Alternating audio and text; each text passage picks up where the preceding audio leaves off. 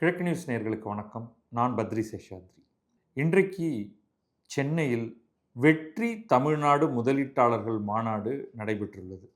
ஒன்றுமில்லை, சாதாரண தமிழ்நாட்டின் முதலீட்டாளர்கள் மாநாடு தான். இதற்கு முன்னால் இதுக்கு குளோபல் இன்வெஸ்டர்ஸ் மீட் அப்படின்னு பேர் வைப்பாங்க. இப்போ தமிழக வெற்றி கழகம் வந்ததுக்கப்புறமா எதுக்கெடுத்தாலும் வெற்றி அப்படின்னு ஒரு ஸ்டாம்ப் அடிச்சு வச்சுருக்காங்க. என்ன வேணாலும் பேரை போட்டுங்க, முன்னாடி ஒரு வெற்றியை குத்திடுறது. உங்களுக்கு சைக்கிள் தராங்கன்னு வச்சுப்போம். இதை பற்றி நான் பெருசாகவே ஏற்கனவே பேசிட்டேன். எல்லோரும் கடுப்பாயிட்டாங்க. அதுக்கு வேறு வெற்றி சைக்கிள் வழங்கும் திட்டம். வீட்டுக்கு கிரைண்டர் மாவாட்டுறதுக்கு இலவசமாக கொடுக்குறாங்கன்னா வெற்றி கிரைண்டர்கள் தரும் திட்டம். அதில் இது வெற்றி தமிழ்நாடு முதலீட்டாளர்கள் மாநாடு. நாங்கள் பண்ணுறோம் அப்படிங்கிறத காமிக்கிறதுக்காக. அதில் 97 புரிந்துணர்வு ஒப்பந்தங்கள் கையெழுத்தாகி இருக்கிறது என்றும், அதன் மூலமாக தமிழகத்துக்கு 67,452 கோடி மதிப்பிலான முதலீடுகள் வரும் என்றும் அரசு தரப்பு தெரிவிக்கிறது. நடந்தது ஹோட்டல் கிராண்ட் சோலாவில். முதல்வர் ஜோசப் விஜய் அவருடைய தலைமையில் இதெல்லாம் நடந்திருக்கு. இதன் மூலமாக எத்தனை வேலை வாய்ப்புகள் வரும், எல்லாருக்கும் அதில் தான் ரொம்ப ஆர்வம் இருக்குது. நேரடி வேலை வாய்ப்புகள் அப்படின்னு நம்ம எடுத்துக்கிட்டோம்னா 1,00,000 இத்தனையும் வந்ததுன்னா, இந்த 67,452 கோடி முதலீடு நடந்ததென்றால் 1,06,998 பேருக்கு புதிய வேலைவாய்ப்புகள் உருவாக உள்ளன அப்படின்னு சொல்கிறாங்க. இன் ரியாலிட்டி ஒரு நேரடி வேலை வருகிறது என்றால் 3 மறைமுக வேலைகளாவது குறைந்தபட்சம் வரும். அந்த மெயின் கம்பெனிக்கு Tier 1, Tier 2, Tier 3 சப்ளையர்ஸ் இருப்பாங்க. அதுக்கு cleaning staff, facility management staff அப்படின்லாம் வருவாங்க. ஏகப்பட்ட வெண்டார்ஸ் இருப்பாங்க. அதில் வேலை செய்கிறவங்க இருப்பாங்க. அவங்களுக்கு சமைச்சு உணவளிக்கிறதுக்குன்னு சில பேர் வேலைக்கு வருவாங்க. இப்படி பார்த்திங்கன்னா உண்மையிலேயே ஒரு நேரடி வேலைக்கு நிறைய மறைமுக வேலை இருக்கும். அதெல்லாம் கணக்கிடுவது கஷ்டம். நேரடி வேலைகளே 1,00,000 வரும் என்றால் அது சிறப்பானது தான். அதில் ஒன்றும் மாற்றுக்கருத்து இல்லை. வருமா அப்படிங்கிறது தான். கையெழுத்து என்னை கூப்பிட்டுருந்தாங்கன்னா, என்னை கூப்பிட்டுருந்தாங்கன்னா நானும் ஒரு MOU ஒன்று தயாரித்து ஒரு 20,000 கோடி ரூபாய் முதலீட்டில் ஒரு 50,000 பேரை வேலைக்கு எடுக்கும் ஒரு திட்டம் ஒன்று எங்கிட்டையும் இருக்குது சார் அப்படின்னு சொல்லி நானும் கையெழுத்து போட்டு வந்துருப்பேன். விஜய் பக்கத்தில் நின்று ஃபோட்டோ எடுக்கிறதுக்கான ஒரு வாய்ப்பு இருக்குது இல்லையா? இது ஏன் இப்படி சொல்கிறேன்னு, நீ என்ன இப்படி கேலி பண்ணுற அப்படிங்காதீங்க. ரியாலிட்டி என்ன அப்படிங்கிறதையும் பார்ப்போம். ஆனால் அதே சமயம் இந்த மாதிரி மாநாடுகள் நடத்தப்பட வேண்டும் அப்படிங்கிறதையும் நான் ஏற்றுக்கொள்கிறேன். ஸோ இவங்க என்ன சொல்கிறாங்க தாவேகா தரப்புலன்னா, ஐயா இந்த ஒரு நாளை மட்டும் நீங்கள் கணக்கில் எடுத்துக்காதீங்க. கடந்த 3 மாதங்களில் நாங்கள் தேர்தலில் ஜெயிச்சிட்டோங்கிறதுலேருந்தே நாங்கள் வேலையை ஆரம்பிச்சிட்டோம். கடந்த 3 மாதங்களில் போடப்பட்டுள்ள தொழில் முதலீடுகளையும் சேர்த்து பார்த்தால் தாவேகா அரசு பதவியேற்ற 100 நாட்களில் இன்னையோட 96 நாள் ஆயிருக்கான். அடுத்த 4 நாளில் ஒரு மெகா கொண்டாட்டம் ஒன்று வச்சுங்க. 96 நாட்கள் நிறைவடைந்திருக்கக்கூடிய நிலையில் 104 புரிந்துணர்வு ஒப்பந்தங்கள். அதனால் ஒரு நாளைக்கு 1 வீதம் சரக்குன்னு. அதில் பெரும்பாலானது இன்னைக்கு கையெழுத்தானது. 97 இன்னைக்கு. அப்போனா இதுக்கு முன்னாடி வெறும் 3 + 4 ஒரு 7 கையெழுத்து போட்டிருக்காங்க மொத்தமாக. ஏன்னா அந்த நம்பர்லாம் ரொம்ப முக்கியம் இல்லையா? 67,000 அப்படின்னா அதில் ஒரு எக்ஸைட்மெண்ட் கிடையாது.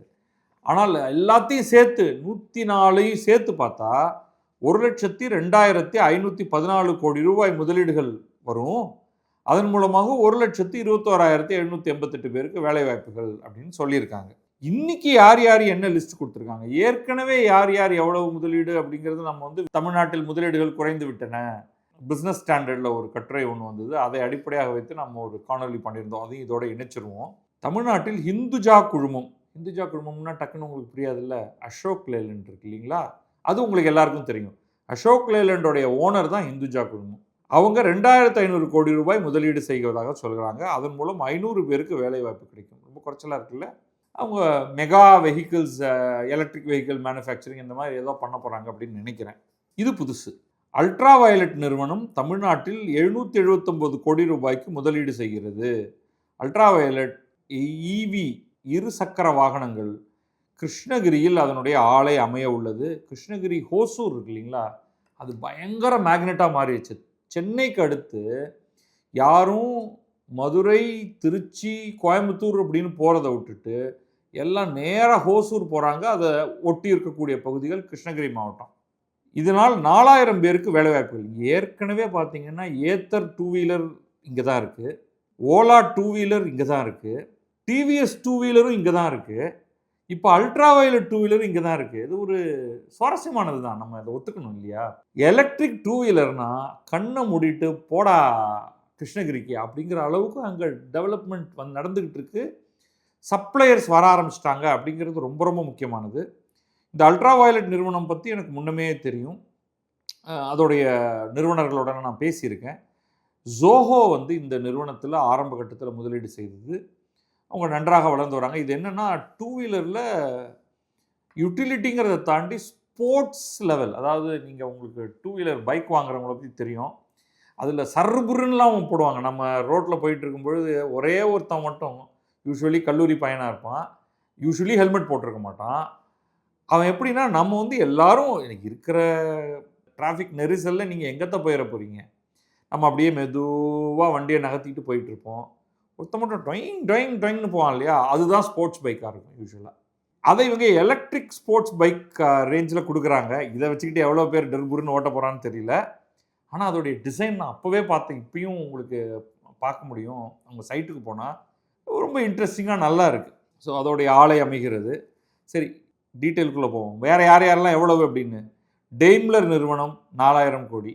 எகெயின் டெய்ம்லர் வந்து டெய்ம்லர் பென்ஸ்லாம் கேள்விப்பட்டிருப்பீங்க, லார்ஜ் வெஹிக்கிள் பண்ணுறவங்க. லூகாஸ் டிவிஎஸ் ஆட்டோமோட்டிவ் உதிரி பாகங்கள் தயாரிக்கக்கூடிய நிறுவனம். லூகாஸ் டிவிஎஸ் 2500 கோடி.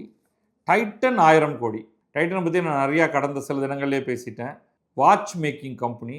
இதில் தமிழக அரசின் முதலீடும் இதில் இருக்கிறது. தமிழக அரசுடைய டிட்கோ அப்படிங்கிற நிறுவனத்தோடைய கணிசமான பங்குகள் இதில் இருக்குது. ஹொசூரில் அவங்களுடைய மேனுஃபேக்சரிங் இருக்குது. Saint Gobain glass manufacturing company, அவங்க ஒரு 2000 கோடி.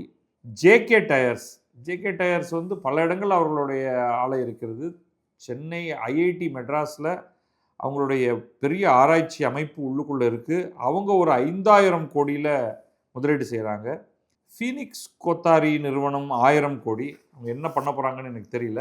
இதெல்லாம் சம் ஆஃப் த நம்பர்ஸ். இதெல்லாம் கூட்டினீங்கன்னா 67,000 வராது. இன்னும் நிறையா பேர் போட்டிருக்காங்க. நாளைக்கு தான் நமக்கு இன்னும் பத்திரிகைகள் கவர் பண்ணும்பொழுது ஒரு பெரிய விரிவான இது கிடைக்கும். இதில் ஒரு பெரிய பிரச்சனை இன்றைக்கி வந்து பத்திரிகையாளர்களுக்கு அழைப்பு இல்லையா, விச் இஸ் ஷாக்கிங். யூஸ்வலி இந்த மாதிரியான ஒரு ஈவெண்ட் நடக்குதுன்னா பத்திரிகையாளர்கள் அதில் மிக முக்கியமான பங்காற்றுவார்கள். ஏன்னா அவங்க தான் வந்து டீட்டெயில்டாக அவங்க அங்கே வந்திருக்கக்கூடியவர்களோடலாம் பேச்சு ஒரு சின்னதாக பேசும்பொழுது அவங்களோட சில ஐடியாக்கள்லாம் இருக்கும். அந்த ஐடியாக்களை பற்றியெல்லாம் விரிவாக அவங்க பேசி எழுதுவாங்க. அதை பற்றி அவங்கள கூப்பிடலை அப்படின்னா எல்லாரும் வந்து வெப்காஸ்ட்டை பார்த்துக்கிட்டு இருக்க வேண்டியதான், டிவியில் பார்த்துட்டு அப்புறமா ஏதோ கட்டுரை எழுத வேண்டியது. அதை பற்றி சோஷியல் மீடியாவில் ஒரு பெரிய ஆர்கியூமெண்ட் ஒன்று ஓடிக்கிட்டு இருக்கு, ஏன் பத்திரிகையாளர்கள் அழைக்கப்படவில்லை அப்படின்ட்டு. இப்போ இதோடைய ஹிஸ்ட்ரி பார்ப்போம். தமிழ்நாட்டில் குளோபல் இன்வெஸ்டர் மீட்டுங்கிறது குளோபல் இன்வெஸ்டர் மீட் என்னும் பெயரில் அல்லது அதோடைய வெற்றி பஜனைகளோடு சேர்த்து நடக்கிறது வந்து இது 4வது முறை. முதலாக இதனை ஆரம்பித்தது ஜெயலலிதா அவர்கள்.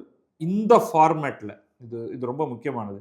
அப்போ என்னங்க, ஜெயலலிதா வர்றதுக்கு முன்னாடி நாங்கள்லாம் ஒன்றுமே பண்ணலையா என்று தமிழக முதல்வர்கள் கேட்கலாம். அப்படி இல்லை, இதை ஒரு பெரிய சம்மிட்டாக, அதுக்கு பேர் தமிழ்நாடு குளோபல் இன்வெஸ்டர்ஸ் மீட் அப்படின்னு அதை பிராண்ட் பண்ணி, குளோபல் இன்வெஸ்டர்ஸ் உலக அரங்கிலிருந்து முதலீட்டாளர்களை தமிழகத்தை நோக்கி ஈர்க்கிறோம். தமிழகம் அதுக்கு முன்னாடியிலிருந்தே ஒரு மிக முக்கியமான மேனுஃபேக்சரிங் செட்டப்பாக இருக்குது. ஒரு கட்டத்தில் வந்து சில கிளஸ்டர்ஸ் தான் ஒரு super duper manufacturing setup. Historically இந்த 4 மெட்ரோக்கள் இருக்கு இல்லையா, மும்பை, டெல்லி, கல்கத்தா, சென்னை, இந்த 4 இடங்களுமே மேனுஃபேக்சரிங்க்கு ரொம்ப முக்கியமான இடங்களாக இருந்திருக்கின்றன. இங்கே வந்து சர்வதேச விமான நிலையங்கள், பெரிய விமான நிலையம், 5 ஸ்டார் ஹோட்டல்கள், இதெல்லாம் அவசியம். ஒருத்தன் வெளிநாட்டிலேருந்து வரான்னா அவன் தங்குறதுக்கான இடத்துலேருந்து எல்லாமே தேவை. அப்புறமா அவங்களுக்கு நிலம் வாங்கி தருதல், இதில் கொஞ்சம் கொஞ்சமாக கல்கத்தா கண்டுகிட்டு போச்சு. ஏன்னா கம்யூனிஸ்டுகளுடைய ஆட்சியில் அது வந்து கீழே கீழே கீழே, அதாவது அதெல்லாம் பாதாளம்னா அதெல்லாம் பாதாளம். அதுதான் ரொம்ப வளர்ச்சி அடைந்த ஒரு இடமாக இருந்தது ஒரு காலத்தில். பிரிட்டிஷ் இந்தியா காலகட்டத்தில் கல்கத்தாவை நோக்கி தான் பெரும்பாலான ஆரம்பகட்ட முதலீடுகள் இருந்தன. அதுக்கப்புறமா மும்பை வந்து பெரிய அளவுக்கு வளர ஆரம்பிச்சது. தமிழ்நாடு, சென்னை அந்த அளவுக்காக இல்லை. தமிழ்நாடு வந்து காங்கிரஸ் ஆட்சியின் பொழுது தான் ஒரு பெரிய முதலீட்டு மேனுஃபேக்சரிங்கான ஒரு இடமாக மாற ஆரம்பித்தது. சுதந்திரத்துக்கு பிறகு தான். அதுக்கு முன்னாடி இருந்திருக்கும், இல்லைன்னு சொல்லலை. கோயம்புத்தூர் ரொம்ப முக்கியமான சிறு மேனுஃபேக்சரிங் உற்பத்தியில் சற்றே சிறிய அளவும் மிகப்பெரிய ஆலைகள் அமைக்கக்கூடிய இடமாக சென்னையும் ஆக தமிழகத்தில் ஒரு இடம் இல்லை 2 இடமாக அது வளர்ந்து வந்திருக்கு. ஆனால் 1990களுக்கு பிறகு தான் மிகப்பெரிய ஜம்ப் வந்து இந்த லிபரலைசேஷன்லேருந்து ஆரம்பிக்குது. அதுக்கு முன்னாடி பொதுத்துறை நிறுவனங்கள் பல இடங்கள்லையும் தொடங்கியிருக்காங்க. அதெல்லாம் நான் விட்டுறேன். ஒரு பிரைவேட் கேபிட்டலை நோக்கி இந்தியா கதவுகளை திறந்தது 1990களில் தான். ஸ்டேட்ஸ் எல்லாம் ஒரு போட்டி போட்டுட்டு, அதுக்கு முன்னாடி ரொம்ப பெருசாக ஏதோ கேட்பாங்க, மத்திய அரசு மனசு வச்சு ஏதோ ஒன்று இங்கே போடுவோம் என்று நடந்தால் உண்டு. ஆனால் ஒரு கட்டத்தில் மாநிலங்கள் என்ன பண்ணுதுன்னா, நாங்களே முதலீடுகளை ஈர்க்கிறோம், முதலீடு வந்ததென்றால் எங்களுக்கு நிறையா வேலைகள் கிடைக்கும், இந்த இடத்தோடைய வருமானம் அதிகரிக்கும், மக்களுடைய மகிழ்ச்சி அதிகரிக்கும் அப்படின்ட்டு மிக முக்கியமான ஒரு செயல்பாட்டில் இறங்கியது யாருன்னு பார்த்தா குஜராத். நரேந்திர மோடி அங்கே முதல்வராக இருந்த 2003ஆம் ஆண்டில் அவர் ஒரு பிராண்டடாக கொண்டு வந்தார். வைப்ரண்ட் குஜராத் அப்படின்னு ஒரு பேரை அவர் உருவாக்குறார். ஒரு பிராண்டாக அதை உருவாக்கி தனித்து நிற்க வைக்கும்படியாக அதை ஆரம்பித்து உலக அரங்கில் பல முதலீட்டாளர்களை, நிறுவனங்களை அங்கே குஜராத்தை நோக்கி அழைத்து வருகிறார். அந்த காலகட்டத்தில் குஜராத்தில் வந்து எப்பொழுதுமே அங்கேயும் சில இண்டஸ்ட்ரீஸ் ஹிஸ்டாரிக்கலாக இருந்திருக்கு. ஆனால் இதுக்கு பிறகு தான் மெகா இண்டஸ்ட்ரியல் இன்வெஸ்ட்மெண்ட்டுங்கிறது அங்கே நடக்க ஆரம்பிக்குது. அதுக்கு முன்னாடி நமக்கு வந்து ரிலையன்ஸோட ரிஃபைனரிஸ் பற்றி தெரியும், ஜாம்நகர் ரிஃபைனரிஸ், பெட்ரோலியம் ரிஃபைனரிஸ். அதுக்கு பிறகு அதானி, டாட்டாஸ், இவங்க எல்லாம் அங்கே முதலீடுகள் செய்திருக்காங்க. ஆனால் 2003 தொடங்கி நீங்கள் முதலீடுகள் செய்யணும்னா நேராகவே முதல்வராக என்னை சந்திக்கலாம், நான் வந்து பயங்கர ஸ்பீடில் உங்களுக்கு நிலம் வேணும்னா நிலம் தரோம், எலக்ட்ரிசிட்டி வேணும்னா எலக்ட்ரிசிட்டி தரோம், தண்ணி வேணும்னா தண்ணி தரோம். இதுதான் பெரும்பாலும் ஒரு அரசனால இவ்வளோதான் கொடுக்க முடியும். ஒரு உகந்த சூழலை ஏற்படுத்துகிறோம். அப்படிங்கிறதுனால தான் 2000க்கு பிறகு தான் பெரிய அளவுக்கான மேனுஃபேக்சரிங் குஜராத்தில் வர ஆரம்பித்தது. அப்போ டெல்லியை சுற்றி ஒரு மாதிரி ஒரு குழப்பமான சூழ்நிலை தான் இருந்தது 1990கள். அதுக்கு பிறகுமே அதில் தனித்தனியாக உத்தரப்பிரதேசத்துடைய நொய்டா, ஹரியானாவுடைய குர்காம், இன்றைக்கு குருகிராமம் என்று சொல்லப்படக்கூடிய இடம், அப்படி சுற்றி இருக்கக்கூடிய பகுதிகளில் தான் வந்து கொஞ்சம், ஏன்னா டெல்லியில் ஹார்ட்கோர் மேனுஃபேக்சரிங்க்கு பெரிய அளவுக்கு நிலம் கேட்டிங்கன்னா கிடையாது, மக்கள் நெருக்கம் அதிகமாக இருக்கக்கூடிய பகுதி அது. இப்படி ஆரம்பித்தது வந்து 2003 குஜராத் ஆரம்பித்த உடனே அடுத்தடுத்து கர்நாடகா 2010 குளோபல் இன்வெஸ்டர்ஸ் மீட், அதே பேரில் கர்நாடகா குளோபல் இன்வெஸ்டர்ஸ் மீட் அப்படின்னு ஒன்று ஆரம்பித்தாங்க. மத்திய பிரதேஷ் 2007 ஒன்று ஆரம்பிச்சது, தமிழ்நாடு 2015, உத்தரப்பிரதேஷ் 2018. இந்த பாயிண்டில் பார்த்தாங்க எல்லா மாநிலங்களும் இதில் குதிச்சுட்டாங்க. இன்றைக்கி ஜார்க்கண்ட்லேருந்து ஆரம்பித்து எல்லாருமே குளோபல் இன்வெஸ்டர்ஸ் மீட் அப்படின்னு போடுறாங்க. காஷ்மீரில் பண்ணியிருக்காங்க, ஜம்மு காஷ்மீரில் பண்ணியிருக்காங்க. ஸோ இது அடிப்படை நமக்கு ரொம்ப முக்கியம். அந்த 10 ஆண்டுகள் அதிமுக ஆட்சி செய்தப்போ 2011 2021 வரை 2 குளோபல் இன்வெஸ்டர்ஸ் மீட் நடந்தது. 2015 ஜெயலலிதா உயிருடன் இருக்கும் பொழுது அதுதான் முதல் மெகா திட்டம். அதில் என்ன நடந்துச்சுன்னா, சென்னை ட்ரேட் சென்டரில் நடந்தது. 100 MOUக்கள், மெமராண்டம் ஆஃப் அண்டர்ஸ்டாண்டிங், புரிந்துணர்வு ஒப்பந்தங்கள் கையெழுத்தாகி கிட்டத்தட்ட 2.4 லட்சம் கோடி முதலீடு கொண்டு வருகிறோம் என்று அந்த MOUல சொன்னாங்க. என்ன நடந்ததுங்கிறது பிறகு பார்ப்போம். அடுத்து 2019 ஜெயலலிதாவின் மறைவுக்கு பிறகு எடப்பாடி பழனிசாமி முதல்வரானதற்கு பிறகு அவர் 2019 2 நாட்களுக்கு இந்த நிகழ்ச்சியை நடத்தினார். இப்போ இன்னும் விரிவாக உருவாக்கப்பட்ட இந்த நிகழ்ச்சியில் 304 நிறுவனங்கள் MOU சைன் பண்ணாங்க. சைன் பண்ணி 3 லட்சம் கோடி ரூபாய் முதலீடு செய்வது அப்படிங்கிற புரிந்துணர்வு ஒப்பந்தங்கள், பணம் வந்துடல, கையெழுத்தானது. அதில் சில மெகா திட்டங்கள் இருந்தன. உதாரணத்துக்கு Adani group, Indian oil corporation, இவங்கெல்லாம் அப்போ தான் இந்த காட்டுப்பள்ளியில் ஒரு ஷிப்பிங் யார்டை உருவாக்குறத பற்றி, அப்புறம் இன்னும் நிறையா பேராச்சு. அதில் சிலதெல்லாம் நடக்கவே இல்லைங்கிறது வேற, அதுதான் கடைசியாக வரப்போகிறோம். நம்ம ஆட்சி மாற்றம் 2021 ஏற்பட்டது. அப்பொழுது ஆட்சிக்கு வந்த திமுக இவங்க எல்லாரும் அப்போனா இங்கே 2019 தவிர எடப்பாடி ஆட்சியில் ஒன்றுமே நடக்கலையா, 2015 தவிர ஜெயலலிதா ஒன்றுமே செய்யலையா அப்படின்லாம் பார்க்கக்கூடாது. தொடர்ச்சியாகவே அது நடந்து கொண்டிருக்கும். ஒரு பெரிய தினம் ஒன்று இருக்கும். அப்போ 2021 ஆட்சிக்கு வந்ததற்கு பிறகு 2024 தான், ஒரு 3 ஆண்டுகளுக்கு பிறகுதான் ஸ்டாலின் அவர்கள் 3வது குளோபல் இன்வெஸ்டர்ஸ் மீட்டை நடத்துகிறார். இதில் எக்கச்சக்கமான இன்வெஸ்ட்மெண்ட்ஸ் ப்ராமிஸ் பண்ணப்படுது. பெரிய நம்பர் எல்லாம் automobile, electronics, information technology, electric vehicle, வின்ஃபாஸ்ட்லாம் அங்கே தான் வருது, ஏரோஸ்பேஸ், ரினியூவபிள் எனர்ஜி, ஃபார்மசூட்டிக்கல், எக்கச்சக்கமாக ஒரு பெரிய லிஸ்ட் இருக்குது. இதில் 6.64 லட்சம் கோடிகளுக்கு புரிந்துணர்வு ஒப்பந்தங்கள் ஏற்படுத்தப்படுது. இதில் டாடா பவர் மட்டுமே 70,800 கோடி. அடானி குரூப் வெளியில் திட்டுறதெல்லாம் திட்டிப்பாங்க. ஆனால் கையெழுத்து போடும் பொழுது அடானியை வருக, அருமையான தொழிற்சாலைகளை தருக அப்படின்னு கலைஞர் பாஷையில் சொல்லிடுவாங்க. 42,768 கோடி. சிங்கப்பூரை சேர்ந்த செம்கார்ப் 36,238 கோடி. அப்புறம் ஒரு 22,000 கோடி, 17,000 கோடி அப்படின்லாம் வந்து பெரிய பெரிய நம்பர்கள் எல்லாம் போடப்பட்டன. சரி, என்னடா நடந்திருக்கு அப்படின்னு பாருங்கள். இது எதுக்காகனா, நமக்கு இது ரொம்ப முக்கியம். ஒரு கையெழுத்து போட்டு இத்தனை லட்சம் கோடினாலே அத்தனை லட்சம் கோடி வருமானா நிச்சயமாக வராது அப்படிங்கிறதா உண்மை. அப்போ எவ்வளவுதான் வரும்னா முந்தைய ஆட்சி காலத்தை பார்க்கலாம். புரிந்துணர்வு ஒப்பந்தத்தில் என்ன நம்பர் இருக்குது, கையில் எவ்வளவு ஆக்சுவலாக நடந்திருக்கு அப்படின்னு பார்ப்போம். நம்ம ஏற்கனவே பார்த்தபடி 2015 2.42 லட்சம் கோடி ரூபாய்க்கு 98 ஒப்பந்தங்கள் கையெழுத்தாகின. சுமார் 4.69 லட்சம் பேருக்கு வேலைவாய்ப்பு வரும் என்று சொல்லப்பட்டது. பட் ஃபேக்ட் என்ன பார்த்தீங்கன்னா, உண்மையில் வந்திருக்கக்கூடியது எவ்வளவுன்னா 2.42 லட்சம் கோடியில் 1.33 லட்சம் கோடி மட்டும்தான் முதலீடு ஆகியிருக்கிறது. அப்படின்னு எப்படி நமக்கு தெரியுதுன்னா, தமிழக சட்டமன்றத்தில் தொழில்துறை அமைச்சகம் கொடுத்த தரவுகளின்படி அவ்வளோதான் வந்திருக்கு.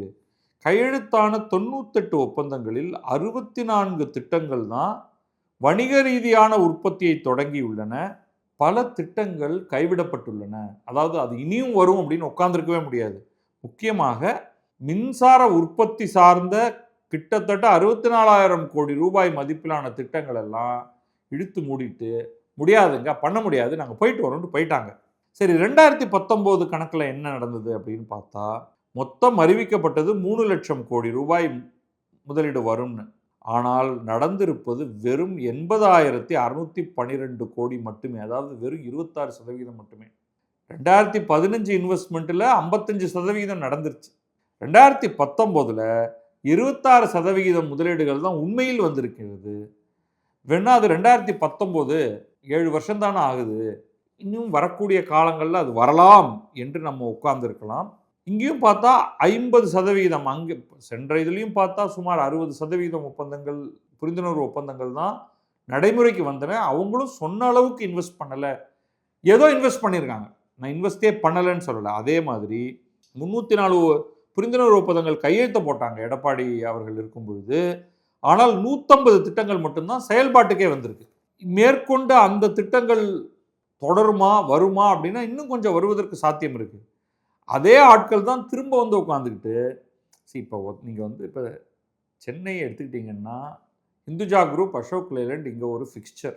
நீங்கள் ஃபோன் நம்ம செய்கிறது தான். ஒரு ஃபோன் எடுத்து, சார் ஏற்கனவே நிறையா இன்வெஸ்ட்லாம் பண்ணியிருக்கீங்க, நாங்கள் ஒரு குளோபல் இன்வெஸ்டர் மீட் வச்சுருக்கோம், நேரில் வந்து பத்திரிக்கை கொடுக்குறோம், கொஞ்சம் வந்து பார்த்து ஆவண செய்க அப்படின்னு சொன்னால் அவர்களும் அவ்வாறே செய்கிறோம் அப்படின்னு சொல்லிட்டு, எப்பா என்னப்பா பண்ணியிருக்கோம் இது வரைக்கும், சார் ஏற்கனவே ஒரு 4-5 போட்டிருக்கோம் சார், ஜெயலலிதா இருந்தப்பையும் ஒன்று கையெழுத்து போட்டோம் சார், சரிப்பா, அப்புறம் எடப்பாடி அவர்கள்ட்டையும் ஒரு கையெழுத்து போட்டோம் சார், சரி, அப்புறம் ஸ்டாலின்ட்டையும் ஒரு கையெழுத்து போட்டோம் சார், ஜோசப் விஜய் போட்டிருக்கோம் சார், போடு தயார் பண்ண அப்படின்னா, முதல்ல அவங்க அங்கே அம்மா கிட்ட வந்து ஒரு 10,000 கோடி ரூபாய் முதலீடு செய்கிறோம் அப்படின்னு சொல்லியிருப்பாங்க. ஆக்சுவலாக 2,000 பண்ணியிருப்பாங்க.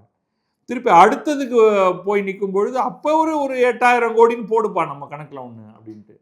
இப்போ இன்றைக்கும் ஒரு 5,000 கோடி அப்படின்னு போட்டிருப்பாங்க. அவங்க தொடர்ச்சியாக எனிவே இன்வெஸ்ட் பண்ணுறாங்க.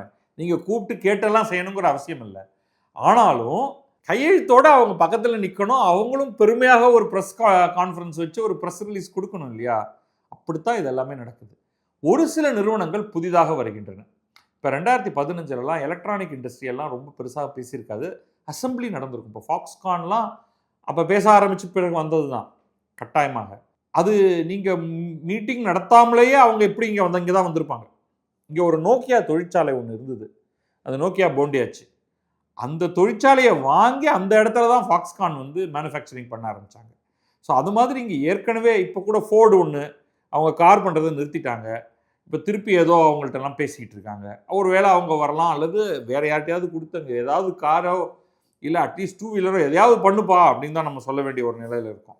சரி, அதிமுகவை பற்றி நமக்கு ஒரு ஓரளவுக்கு டேட்டா இருக்குது. ஒரு 55% முதலீடு 2015 போட்டதில் வந்தது. அடுத்ததில் அது 26 குறைஞ்சிருச்சு. இப்போ என்னாச்சு இந்த 2024 ஜஸ்ட்டு இந்த திமுக ஆட்சியில் அப்படின்னா இவங்க இன்னும் பெரிய நம்பர். போன தடவை 2 போட்ட கூட்டினா எவ்வளோ வருது? 5.42 லட்சம் வருது. அது விட அதிகமாக எனக்கு வேணும் அப்படின்ட்டு ஸ்டாலின் சொல்லிட்டார். சரி, அவ்வளோதானே சார், பண்ணா போச்சு அப்படின்னு சொல்லிட்டு அது நீங்கள் வச்சுங்க சார் 6 சம்திங் அப்படின்னு சொல்லிட்டாங்க. ஆனால் என்ன நடந்தது அப்படின்னு பார்த்தா போட்டாங்க 6.64 லட்சம் கோடி ரூபாய்க்கு 631 புரிந்துணர்வு மெகா எல்லாமே அப்படின்ட்டு கையெழுத்தை போட்டு முடிச்சிட்டாங்க.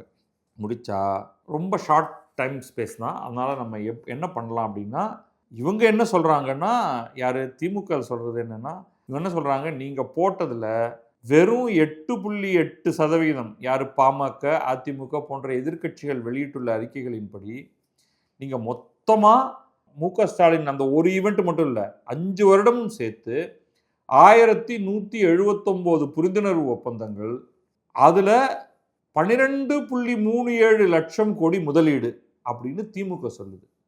சொல்லிட்டு இதில் 867 புரிந்துணர்வு ஒப்பந்தங்கள் செயல்பாட்டுக்கு வந்துவிட்டன அல்லது செயலாக்க நிலையை அடைந்து விட்டன, சிலது செயல்பாட்டுக்கு வந்துருச்சு, சிலதில் கட்டமைப்பு பணியெல்லாம் நடந்துகிட்டு இருக்கு என்று திமுக சொல்கிறது. ஆனால் எதிர்க்கட்சிகள் என்ன சொல்லுதுன்னா, பாமக, அதிமுக போன்றவர்கள் சில அறிக்கைகளை வெளியிட்டு மொத்தம் 12.37 லட்சம் கோடி நீங்கள் சொன்னதில் வெறும் 8.8% மட்டுமே உண்மையிலே முதலீடு ஆகியிருக்கிறது. அப்போ நீ 1 லட்சம் கோடினா 10,000 கோடி தான் வருது, 12 லட்சம் கோடி அப்படின்னா 1.2 லட்சம் கோடி தான் வருது.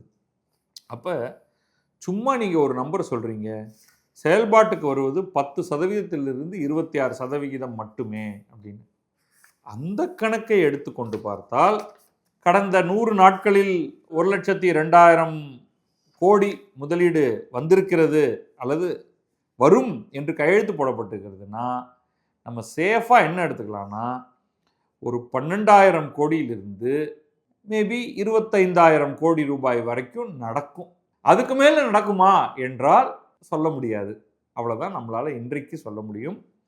அதனால் கையெழுத்து போடுற நம்பர் முக்கியம் இல்லை, அதெல்லாம் அழகாக 100க்கும் மேற்பட்ட ஒப்பந்தங்கள், 1 லட்சம் கோடிக்கு மேற்பட்ட முதலீடுகள், 1 லட்சத்துக்கும் மேற்பட்ட வேலை வாய்ப்புகள், அப்போ தான் நல்லா இருக்குது. அதனால் அதெல்லாம் நாளைக்கு பத்திரிகையில் இதுதான் வரும். ரியாலிட்டி 10,000-இருந்து 25,000 கோடி தான் உண்மையில் செயல்பாட்டுக்கு வரும். எவ்வளோ வேலை வருதுங்கிறத யாருமே மெஷர் பண்ண மாட்டாங்க. ஆனாலும் நம்ம இதெல்லாத்தையும் வரவேற்கணும்.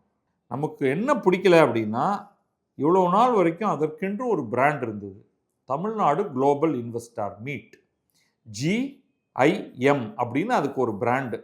இப்போ அந்த பிராண்டு சரியா அப்படிங்கிறது வேற.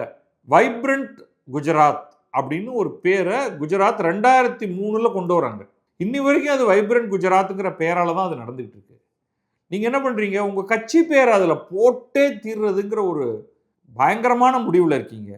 வெற்றி தமிழ்நாட்டு முதலீட்டாளர்கள், எதுக்கெடுத்தாலும் வெற்றி வெற்றி வெற்றி அப்படின்னு ஏன் உங்களுக்கு எல்லாரும் வாக்குகளை கொடுத்து உங்களை வெற்றி நாயகராக ஆக்கி விட்டார்கள்.